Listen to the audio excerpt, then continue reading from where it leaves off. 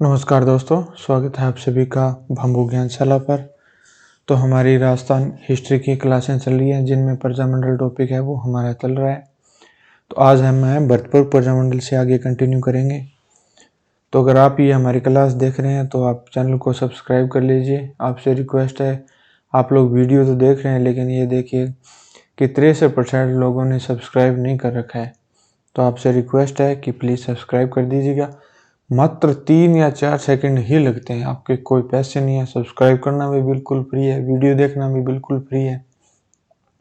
मैं आपके लिए वीडियो बना रहा हूँ, मेहनत कर रहा हूँ, अपलोड कर रहा हूँ, सारे काम हैं, लेकिन आपको तो कुछ नहीं करना, सिर्फ एक सब्सक्राइब ही करना है।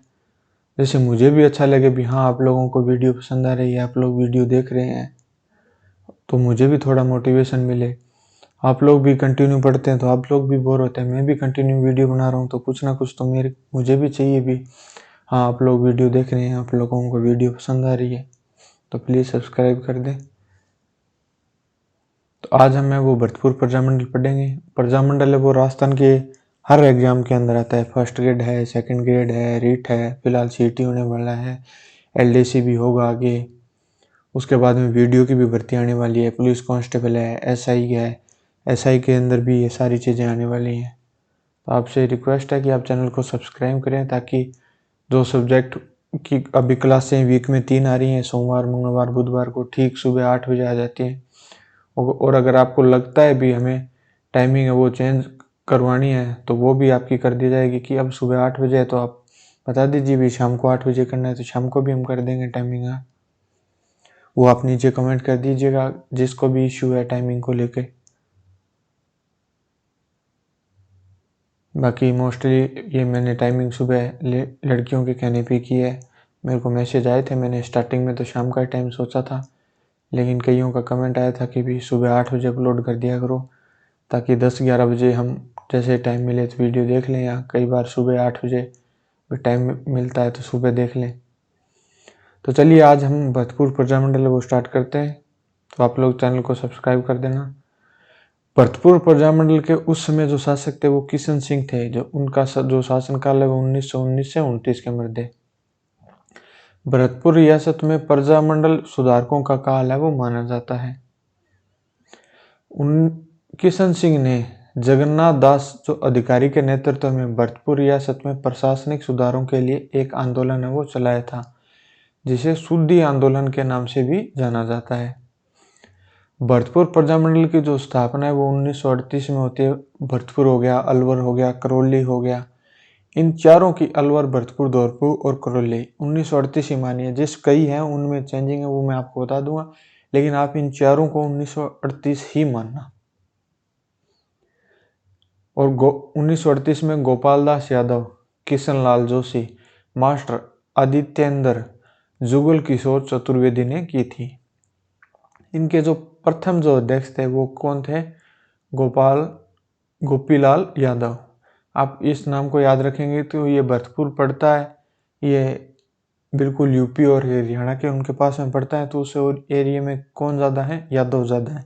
तो इसलिए आप इससे थोड़ा सा लिंक कर सकते हैं भी यादव किस एरिया में ज़्यादा है, तो इस भरतपुर के एरिया में ज़्यादा है। तो गोपीलाल यादव कहाँ से? भरतपुर प्रजामंडल से। इस भरतपुर प्रजामंडल की स्थापना कब हुई? 1938 के मध्य। जुगल किशोरी चतुर्वेदी को राजस्थान का नेहरू है वो कहते हैं कि जुगल किशोर चतुर्वेदी है, उनको राजस्थान का जो नेहरू है वो कहा जाता है। इस प्रजामंडल ने भी भरतपुर रियासत से बाहर गठित है वो किया गया था।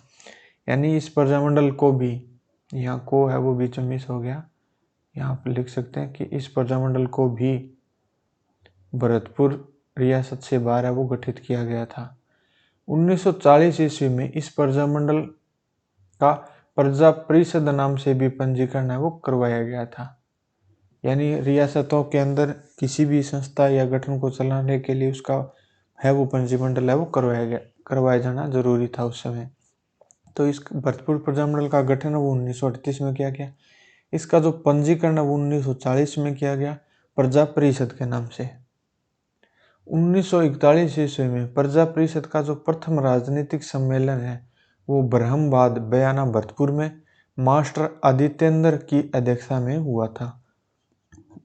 भरतपुर प्रजामंडल ने वैभव नामक समाचार पत्र है उसका भी प्रकाशन किया था।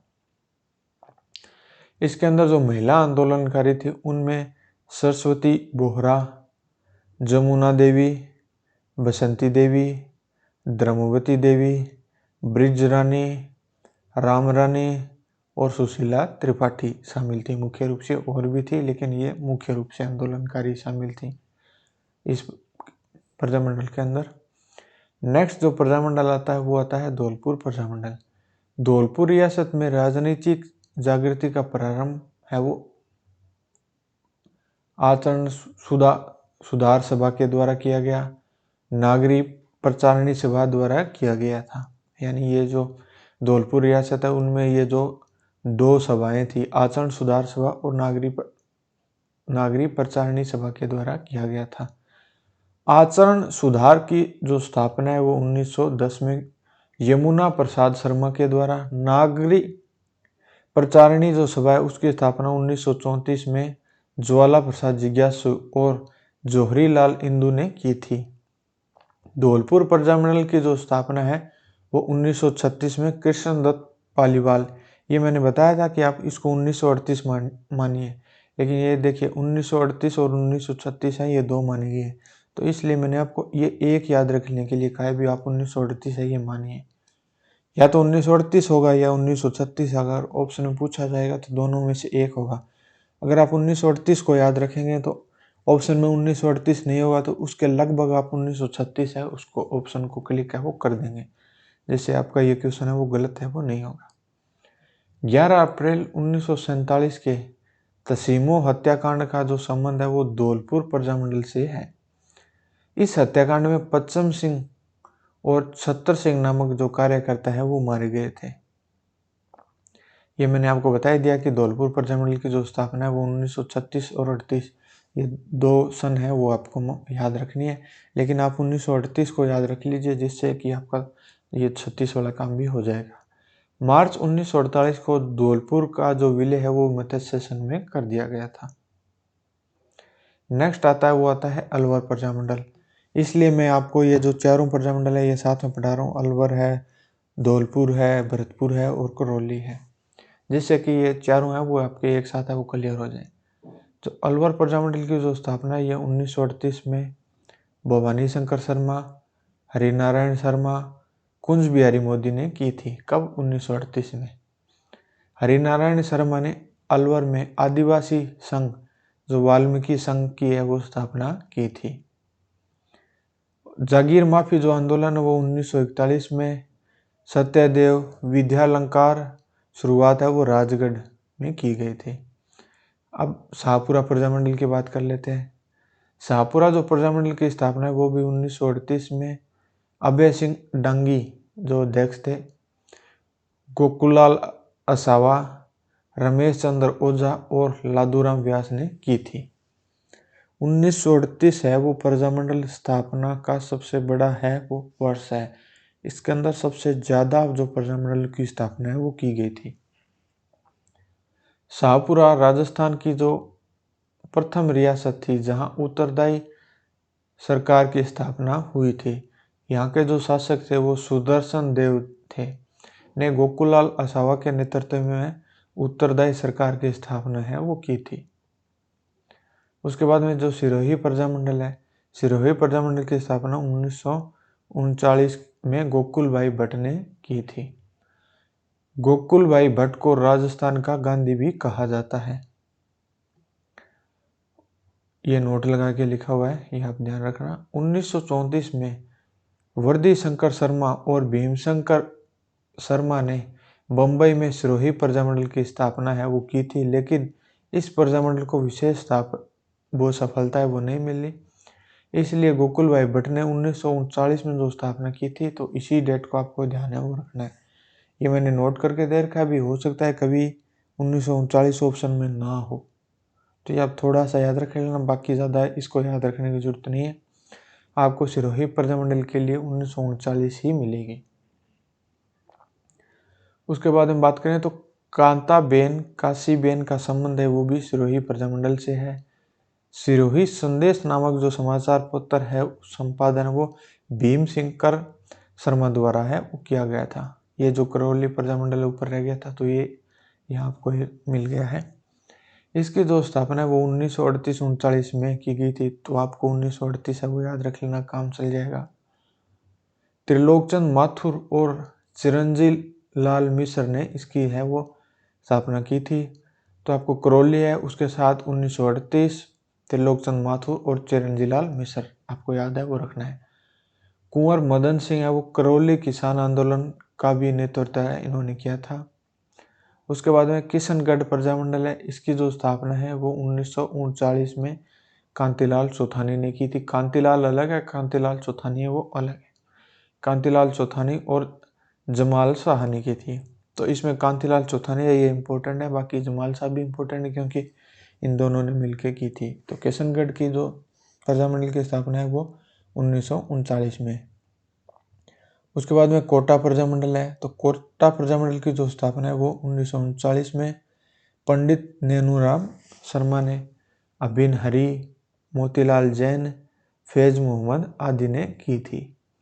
इस प्रजामंडल का जो प्रथम अधिवेशन है वो पंडित नेनूराम शर्मा ने की अध्यक्षता में 1939 में मांगरोल बारा में हुआ था। किस प्रजामंडल का? कोटा प्रजामंडल का जो अधिवेशन है। उसके बाद में जो द्वितीय अधिवेशन है वो 1940 ईस्वी में अभिन हरी के नेतृत्व में। 1941 में नेनूराम शर्मा की है वो हत्या हो जाती है। 1942 में कोटा प्रशासन का है वो अधिकार है वो हो जाता है। उसके बाद में कुशलगढ़ जो प्रजामंडल है इसकी स्थापना 1942 में कन्हैयालाल सेठिया और भंवरलाल निगम ने की थी। तो आज की क्लास में हम इतना ही पढ़ेंगे, बाकी सब कुछ हम नेक्स्ट क्लास में पढ़ेंगे। अगर आप यहाँ तक पहुँच गए हैं तो चैनल को सब्सक्राइब करके जाइएगा। आप जिस भी कंपटीशन की तैयारी कर रहे हैं तो नीचे कमेंट कर दीजिएगा। जिस कंपटीशन के ज़्यादा होंगे तो उसी की हम तैयारी है वो यहाँ करवाएंगे। मैं देख रहा हूँ कि आप लोग किस सब मतलब कंपटीशन है, फर्स्ट ग्रेड है, सेकंड ग्रेड है, जिस भी एग्ज़ाम के लिए आप ज़्यादा जुड़ेंगे तो उस एग्ज़ाम की हम कंप्लीट है वो तैयारी अलग अलग अनुसार है वो क्लासें वो टाइम के अनुसार है वो क्लासें करवा देंगे। अगर आप लोग ज़्यादा जुड़े तो हम टीचर भी हायर कर लेंगे जो अलग कंपटीशन है उनके लिए स्पेशल है वो तैयारी वो करवा दें। मैं तो देखिए फ्री करवा रहा हूँ, बाकी कोई टीचर आएगा तो वो फ्री नहीं करवाएगा। इसलिए मैं आपसे कह रहा हूँ कि आप चैनल को सब्सक्राइब कीजिए ताकि यूट्यूब से जो भी इनकम होगी उससे हम टीचर वो हायर कर लेंगे जो सब्जेक्ट मैं नहीं पढ़ा पाऊँगा, वरना वो सब्जेक्ट आपको खुद से पेड कोर्स से या बुक से कैसे पढ़ना पड़ेगा वो आप देख लेना। तो मिलते हैं नेक्स्ट क्लास में। आज की क्लास में इतना ही।